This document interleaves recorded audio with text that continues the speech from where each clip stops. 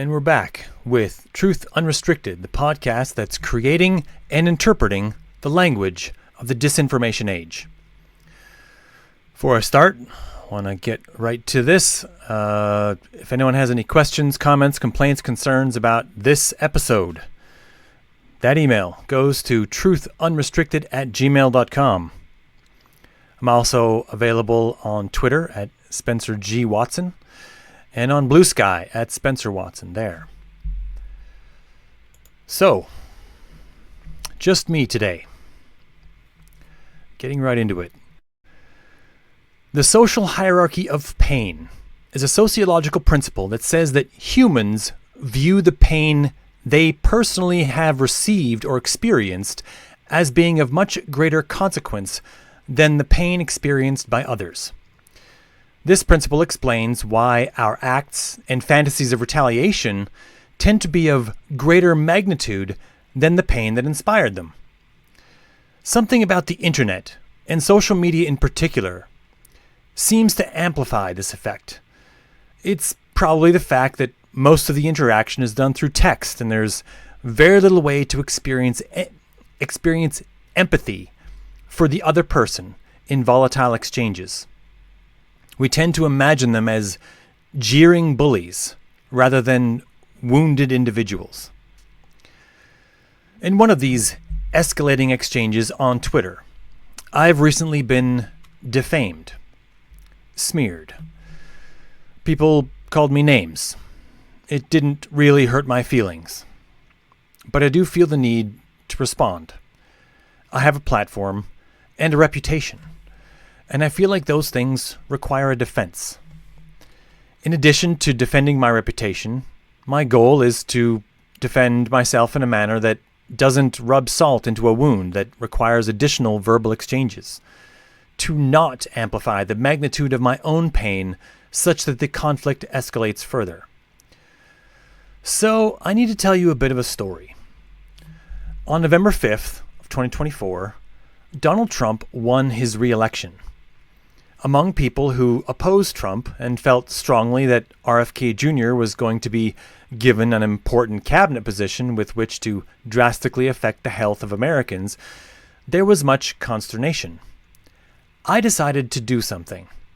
It was a very small something, and in the end it didn't amount to very much at all. Such is life. Not every attempt leads to success. Still, I succeeded at one thing, and that's the topic of this story. The something that I started was an attempt to achieve better coordination with efforts to fight disinformation. I'm not the first person to start such a group, and I won't be the last. But the effort I started was a little different. It wasn't going to focus on just one area of disinformation. It was going to branch out into many areas, maybe all of them. The hope was that ideas generated in one area might be able to be used to help other areas with their efforts. Not all ideas would directly translate, but more ideas should lead to better outcomes. I had another idea, though. I had noticed that some areas of disinformation heavily affect some groups that fight other areas of disinformation. Nothing ever stopped people who pushed back against vaccine disinformation from believing that 9/11 was an inside job. Nothing about combating Holocaust denial would prepare someone to not deny the results of an election. I thought that it might be possible to use each group to help expose each other group to the correct information that would help them fight all disinformation more effectively. In that, sadly, I was wrong. It all started out nicely. Enthusiasm was high because many people felt that the situation was going to get worse if we didn't find a way to redouble our efforts. I created a Discord server and began handing out the invitation link. At its most populous level, I think we didn't quite have 50 people as members. That's pretty average for this kind of effort. There was one particular person named Nicholas C. Gray who features strongly in this story. He's a good person who lives in Cambodia. He's an artist who has created cartoon work in the past. He sometimes feels like he can't say certain things because the government in Cambodia might consider him a political dissident of some variety and target him. He gets nervous about it when people accuse him of things baselessly, because the government in Cambodia doesn't always think that a person should be innocent until proven guilty. But he does what he can to push back against vaccine disinformation online, and is usually seen doing that when he's on Twitter.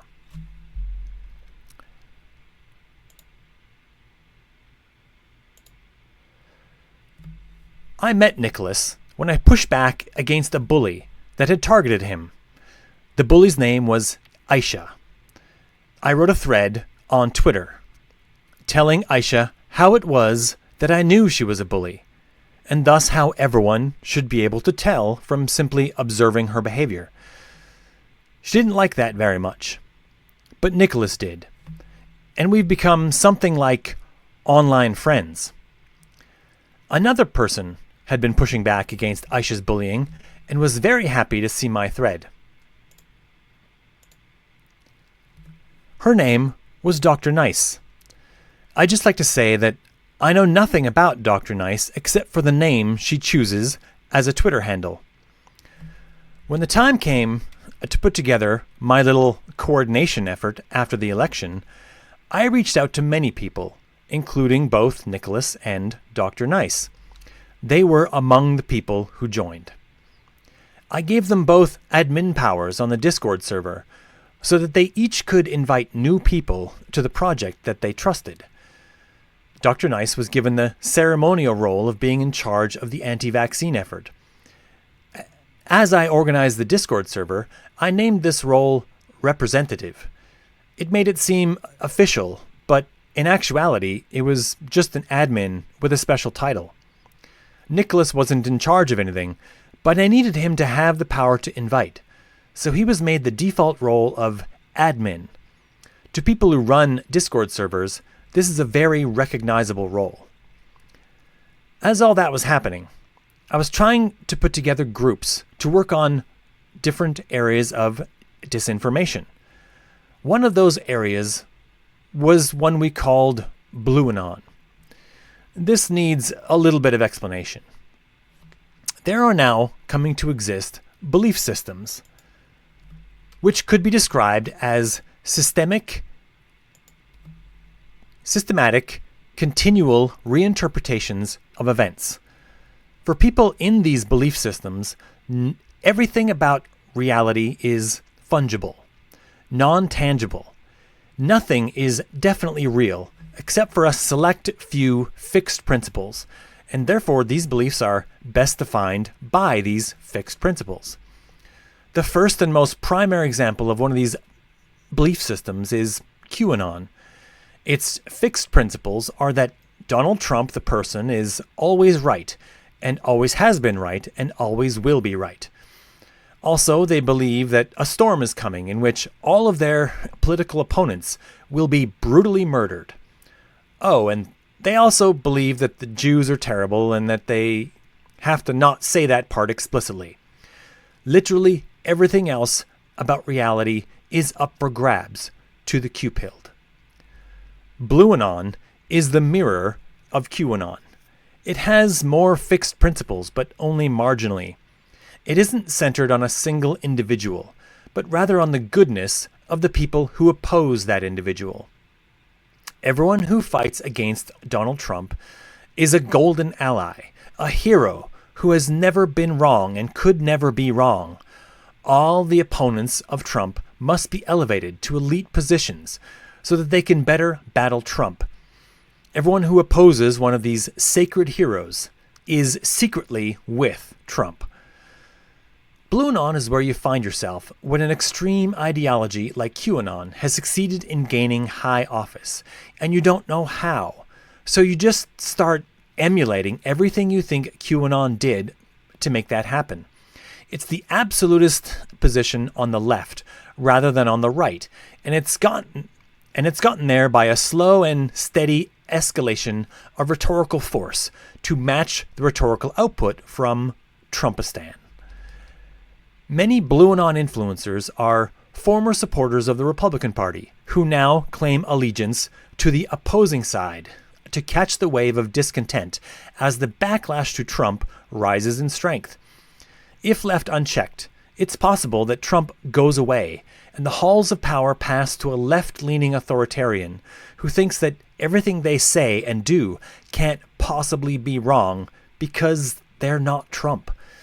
In case anyone hasn't been paying attention, that's been a not insignificant portion of the campaign positions of the Democratic presidential candidates since Trump began his political career in 2016.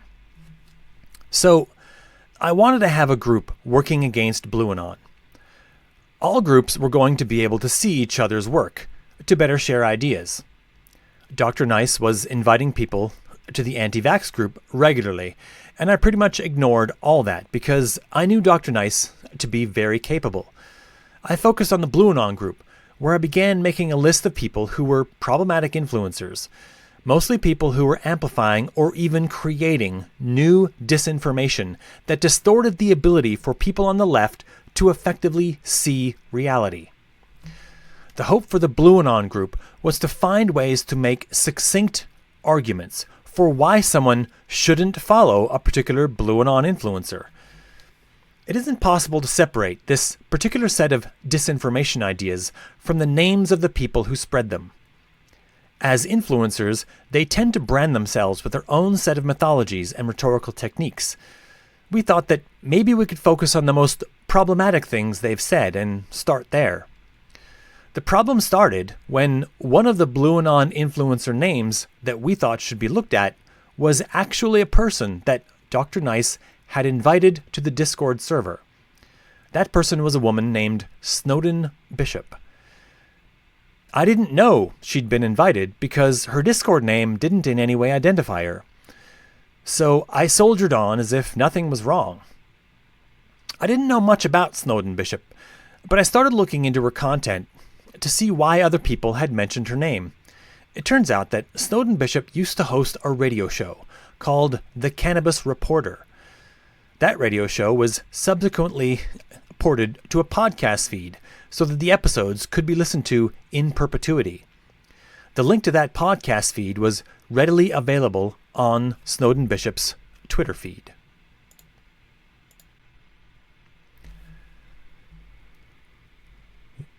Two episodes jumped out at me when I looked at the descriptions. Twice, on March 3rd and April 4th of 2020, Snowden Bishop had interviewed Judy Mikovits. So some people know exactly what that name means, and some other people need an explanation.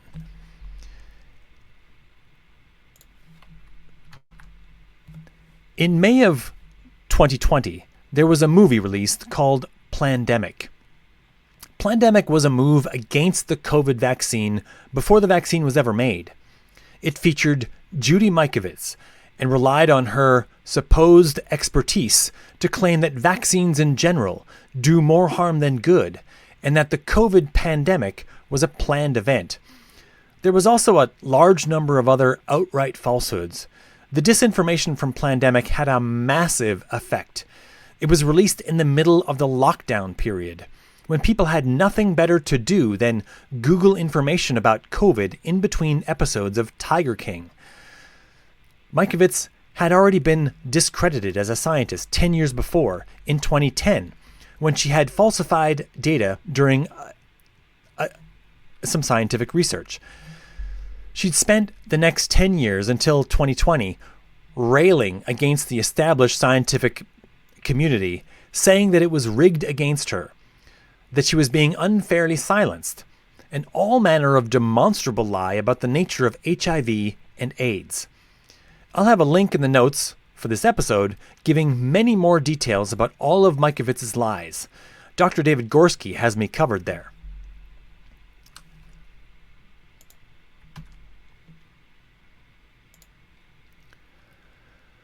So, I had 2 episodes of a podcast feed where Snowden Bishop had interviewed Judy Mikovits, and I listened to them.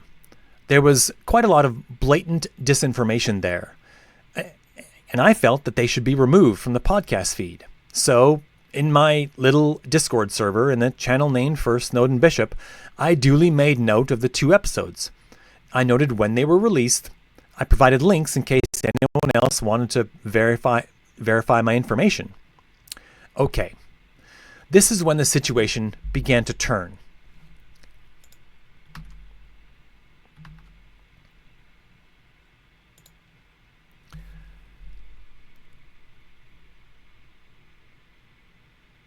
Some people from the anti-vax group began asking me why I was targeting Snowden Bishop. I replied that, as an influencer, she has a media platform to maintain, and that the disinformation needed to come down. It was in these exchanges that I was finally told that Snowden Bishop was a member of the Discord server.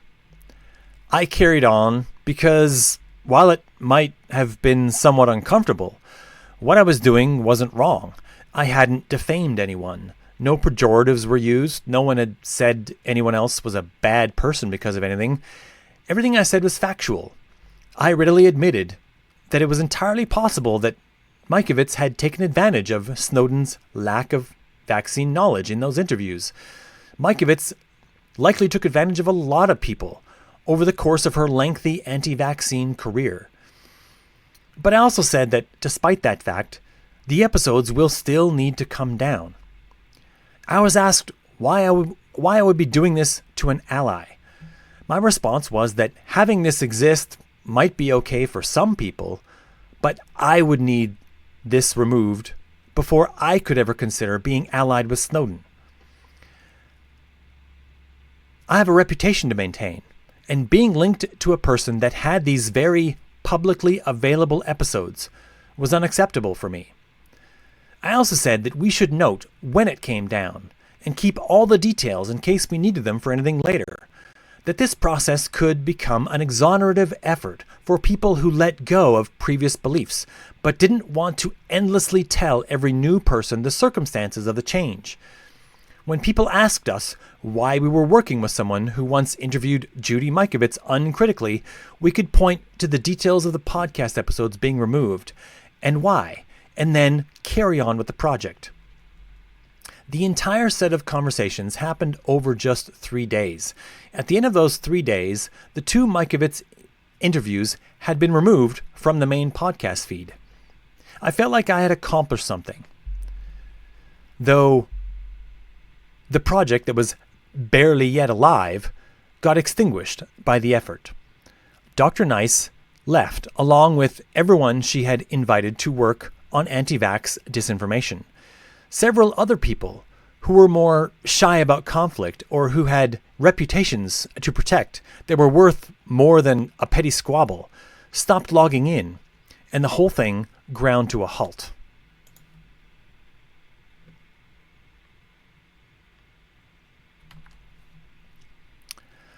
I kept the entire exchange that happened in Discord because of how it turned out. I had a strong feeling that people might later claim some things were said that actually weren't. In the end, I was accused of being ableist because apparently Snowden is autistic, and by expecting her to live up to a base level of good information citizenry, I had somehow expected too much of her or something. For podcast listeners only, note that the accusation of ableism was sent in a direct message on Twitter from an account that I'll not name here.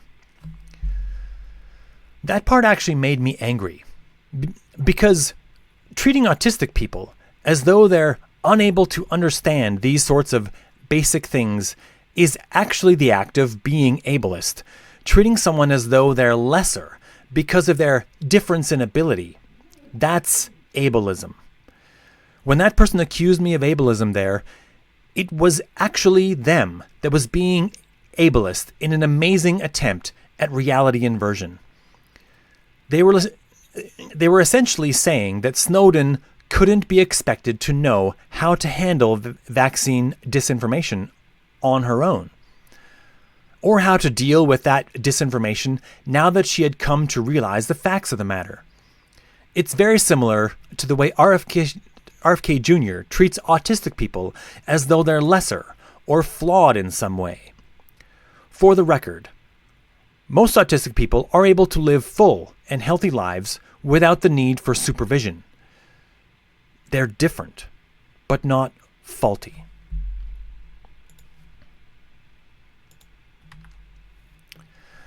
As I said,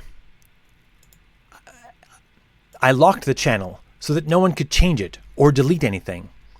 Then I moved it to another section of the server so that people could read it if they ever needed to see it for themselves, how that conversation went. Such is the world we live in, when people start accusing each other of the isms. So, fast forward 6 months or so. I felt good about myself that I had removed the offending material, and that Dr. Nice, though no longer a source of information I could personally use, was still toiling away, pushing back against vaccine disinformation. But then there was Nicholas. Tired but relentless Nicholas C. Gray. For reasons I have yet to fully understand, he has inspired the extreme distaste of the group of people surrounding Snowden Bishop, and they have occasionally said many untrue things about him, including that it was he who secretly pulled the strings behind the scenes to make the disruption in January happen. The evidence used was that Nick was an admin in the Discord server. This is a screenshot that was used to point out that Nick was an admin on the Discord server in question. This was used to implicate him with some level of guilt in this. But I made him an admin.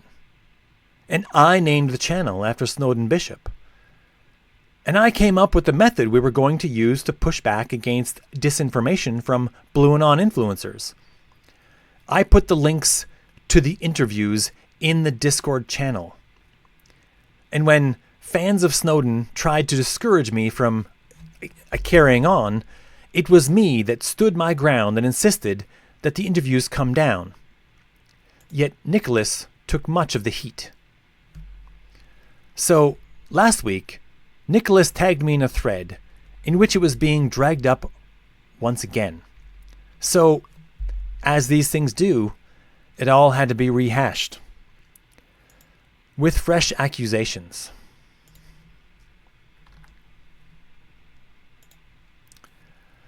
Please observe the tweet from Dr. Nice claiming that my Discord channel about Snowden Bishop amounted to, and I quote, a targeted attack of a woman, and that it was, quote, completely indefensible abuse.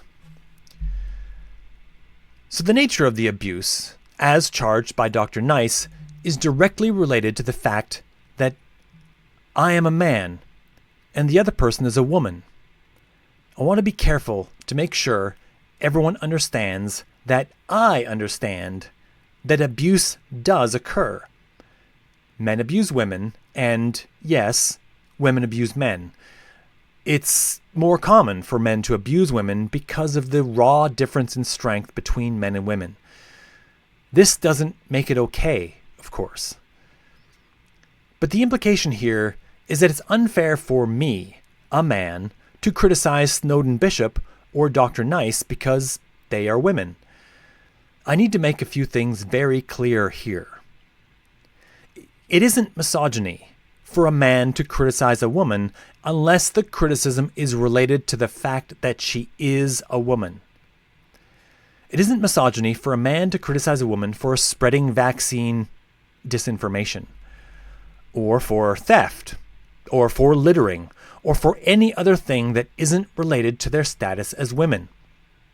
For that matter, it isn't racism for a white person to criticize an Asian person of spreading anti-vaccine disinformation, or theft, or littering. If the roles could be reversed and the criticism still makes sense, then the ism in question simply isn't applicable. We have a situation in our society wherein some people have repeatedly and systemically undermined the rights and privileges and happiness of other people. Often this has happened along group lines because we're social creatures and tend to congregate and identify that way. Every person deserves the same basic level of human rights and dignity. Not because they belong to a certain social class or hold a certain passport or have a certain skin color. All humans deserve the same basic levels of rights and respect and dignity. But the idea has formed in some minds and has made sense to some people that if you belong to a certain category of people that has been systemically undermined, that you have achieved some protected status. This is where the way my words are parsed becomes very critical. We need to be certain that our political structures and casual social relations are not reducing anyone else's base level of experience here on Earth, or limiting the upper bounds of their potential achievements. However, this does not mean that anyone who belongs to a group that has been systemically undermined gets a pass for social transgressions that are not related to their inclusion in that group.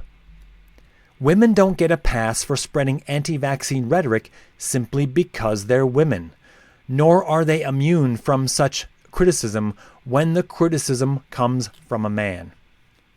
Muslims aren't immune from being criticized for bullying, even when the person leveling the criticism isn't Muslim. If a transgender person claims that the Holocaust was fake, we aren't required to wait for another transgender person to come along to tell them they're spreading dangerous disinformation. Cisgendered people are allowed to tell transgendered people that the Holocaust was real. This is also why criticism should remain impersonal. No name-calling. No attempt to identify or call attention to some feature of their body that they might feel insecure about. No personal attacks. No insults or pejoratives. No pointing out the thing that makes them different from everybody else. And no aspersions cast or assumptions made about their IQ level. Just the facts, as I've done in this case. Now, back to Dr. Nice, who has absolutely accused me of being an abuser and has compared my criticism to physical abuse she has received at the hands of someone she once knew. First, I feel immediate sympathy for her once she reveals this fact. No one should be made to feel that way. Not my allies, not my opponents. Not anti-vaxxers, not Holocaust deniers, not white supremacists, not dentists or Amish people or Belgians. No one. Everyone deserves the same base level of respect and dignity. They're people. But let's also call this what it is. My words don't carry additional force because I have a higher testosterone level. My arguments don't land more solidly because of the strength in my arms. My words have not been emotional and have not been designed to create an emotional response. Dr. Nice's words have. Dr. Nice wants everyone to sympathize with her. And they should. But not because of anything I've said. They should sympathize with her for having suffered abuse. And then after that moment, they should move on to all the other business at hand that's unrelated to the abuse she unfortunately suffered by another person's actions, which is what I've done. I also need to call attention to another aspect of this. The accusation of abuse is particularly pernicious.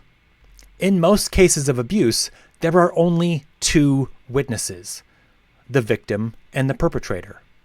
Also, in many of those cases, the objective evidence of the abuse is also extremely personal. For this reason, we develop social habits of believing the accuser as a default position. We train professionals in determining the credibility of accusations in an attempt to both maintain the privacy of accusers but also protect the accused from needless accusations. But this situation is drastically different from those situations. Nearly every word that has ever been shared between myself and Dr. Nice is publicly available on Twitter. And the few things that weren't public on Twitter were a handful of DMs that she can easily screenshot. Nothing about displaying evidence of this would require exposing anything about her private life. This wouldn't require a professionally trained expert to assess the credibility of anything. It's a situation in which the personal nature of the accusation and the strong emotional response it evokes is meant to carry onlookers past the need for evidence of allegations and force them to choose a side between abuser and abused. But they aren't required to make that choice. They can ask for evidence, and when, after a time, none materializes, they can begin assuming that none will.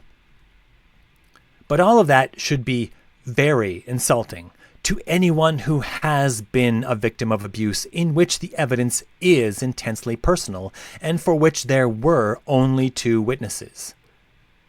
People who just needed someone to believe them.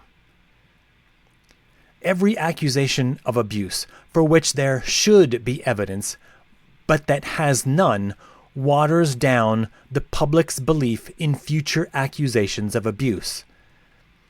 The Boy Who Cried Wolf is one of the oldest and most easily understood morality tales in history for a reason. So in this situation, we have Dr. Nice slandering me. She has no proof of abuse.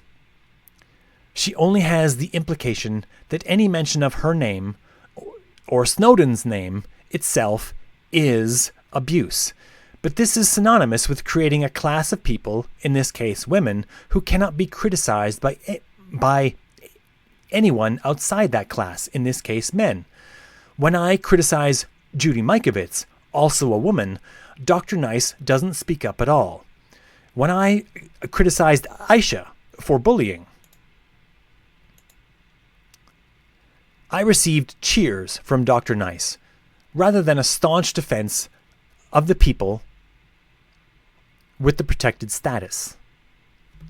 Apparently, it wasn't abuse for me, a man, to criticize Aisha, a woman.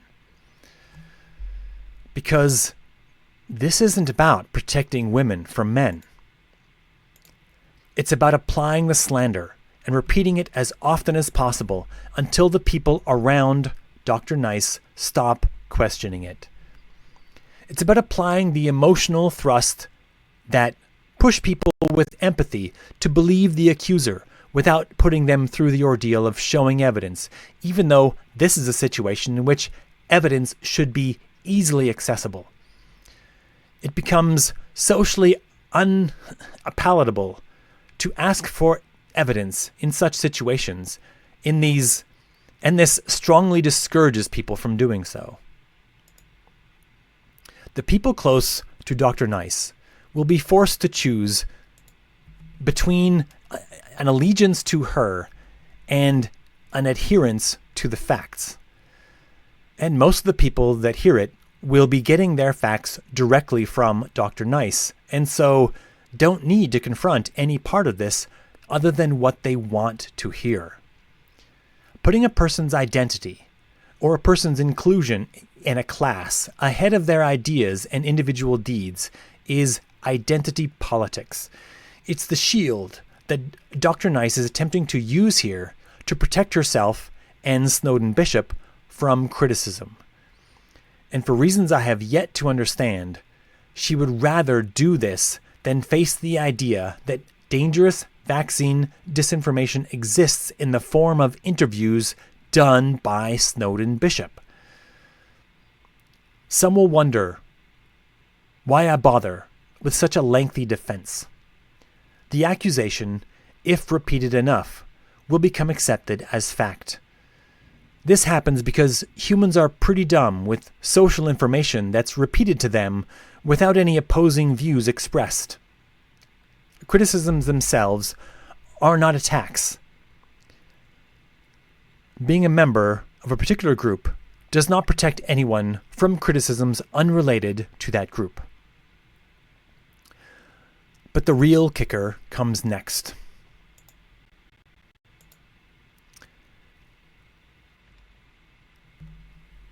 At the time when I was going through this on Discord, no one was denying that the interviews existed or what they contained. They merely claimed that I should ignore them because of their personal relationship with Snowden Bishop. The podcast episodes were deleted 6 months ago, and this is only coming up now. Because the Mikovits episodes have been deleted, it has been claimed that Snowden Bishop is actually innocent here, that there was nothing problematic in either of the two interviews, and that my request to take them down was simply some sort of baseless accusation. Note the comment from Dr. Nice here, saying that the interviews here had zero to do with COVID. I mean, okay. But if then we find the audio of those interviews, and it turns out that there really was vaccine disinformation discussed in them, then it really looks bad for whoever made the claim that there was nothing there. Well, I have the audio from those interviews, and this is a small sample.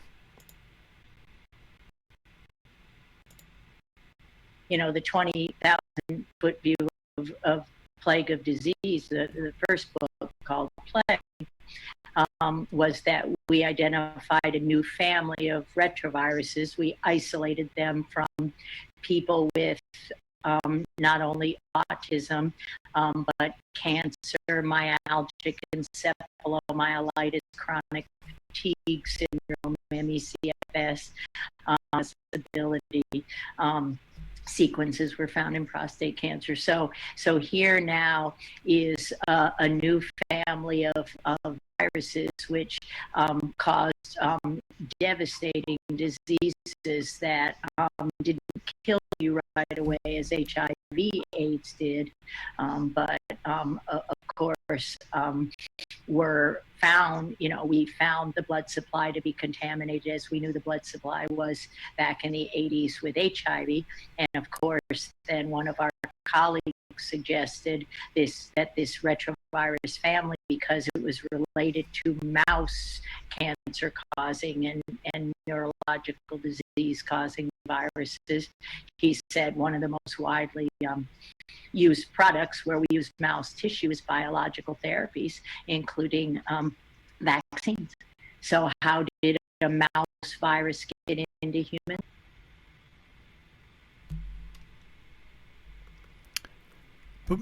Before we go any further, I want everyone to know that none of that was true. If needed, I can go pester Dan Wilson to come on the podcast to give us an explainer, but he's likely already covered this on his Debunk the Funk YouTube channel somewhere. That audio is still available because I succeeded in taking the podcast episodes down from the main feed, but they still exist on several mirror feeds. I didn't know this until this whole thing got dragged up again last week. Now we start again with trying to work with Snowden Bishop to get these episodes removed. Now, I'm no geneticist, or really any version of a doctor or biologist, but it sounds like, in that clip, that Judy Mikovits is saying that autism, cancer, and ME/CFS are all caused by viruses originating in mice, and that they've made their way to humans via a tainted blood supply, and that, in turn, the blood supply has become tainted because of, and I just want to check my notes here so I don't get it wrong, Oh yeah, vaccines. Maybe I'm mistaken as I try to retrace the labyrinthine path her mind has taken to get there. But I don't think so. And maybe I'm wrong to have wanted those episodes taken down. But I don't think so. And maybe I'm wrong with the way I did it. Maybe. But let's remember that I didn't make any accusations in a public forum like Twitter. This happened on a private Discord server. Less than 50 people had access to it, and likely only 25 or so ever saw it. Several of those already knew about it, and many of the others saw it and said it was fine. And in case anyone is confused by what they heard, it's all complete fabrication. It doesn't even match any of the other anti-vaccine lies that Mikovits has said elsewhere. She's an anti-vaccine fabrication generator, and what she really needs is a team of mental health professionals. And what's going on with Dr. Nice? I'm not inside her mind, so I can't say. But generally speaking, as the situation in the US gets worse, as health professionals who have dedicated their lives to saving people systematically have their best tools denied them, they're likely to become more desperate. That desperation increases the likelihood of irrational behavior and potentially believing other unreal things. This is part of how this situation is going to get worse in the Trump administration as it continues to grind at the American people. And every other country that is ground down with it will likely experience similar things, though not necessarily specifically with vaccines. I mentioned the social hierarchy of pain earlier, the principle that encourages people to lash out with greater violence than that which caused them to suffer. If that were the only aspect of this, I might be able to let this go. But the accusations of abuse from Dr. Nice go beyond mere rhetorical escalation. If what she was saying was the equivalent of, "Screw off, I don't want to talk to you anymore," I would be fine. It wouldn't be the first time I've heard that, and it won't be the last. But what she's saying here is, you committed an ugly offense, and no, I don't need to prove that you did. And coming from such a prominent person who is respected by so many other people she and I both know, this required a full response. I think Dr. Nice is a good person who's gotten herself into a situation where someone else, i.e. Snowden Bishop, appears to be the key to having the most effective result for her message. I believe Dr. Nice when she says that she felt physically ill upon seeing the Mikovits interviews in the Discord channel. Dr. Nice interpreted this as an attack on Snowden. That sick feeling is more likely to be the product of extreme cognitive dissonance. Being faced with two ideas that strongly conflict with each other in a person's mind that encourages their mind to reject one set of ideas entirely. To Dr. Nice, I can't be correct about any of the things I say about Snowden Bishop. I have to be an agent of disruption who is only here to tear down Snowden's effort. It's the way Dr. Nice has made sense of her world. Unfortunately, I cannot allow her to defame me in the process. As I wrap up, I just want to say that no one should ever feel the need to defend me in any public space, be it related to this or with anything else. Feel free to link me in when I'm being defamed or when the topic involves me. But my own words expressed here should be enough of a defense in this situation. If you see someone bringing this up and you think what I've said here is a cogent response, then feel free to leave a link to this podcast episode as a reply. Leave my own words as the defense. In 1931, there was a book published in Germany called 100 Authors Against Albert Einstein. It was a collection of German intellectuals who were criticizing relativity and Einstein himself. When asked about the book, Einstein said that he couldn't comment on it because he hadn't read it. So he was asked about the title, and Einstein said, "Why 100 authors? If I were really wrong, one would have been enough." So to the fans of Dr. Nice and Snowden Bishop, I say, refute me. Tell me what I've done wrong in clear language, as I've done here. Tell me why you need to call me a creep. Tell me what I've said or done that's abusive. And prove it with screenshots and links. Thank you. Until next time.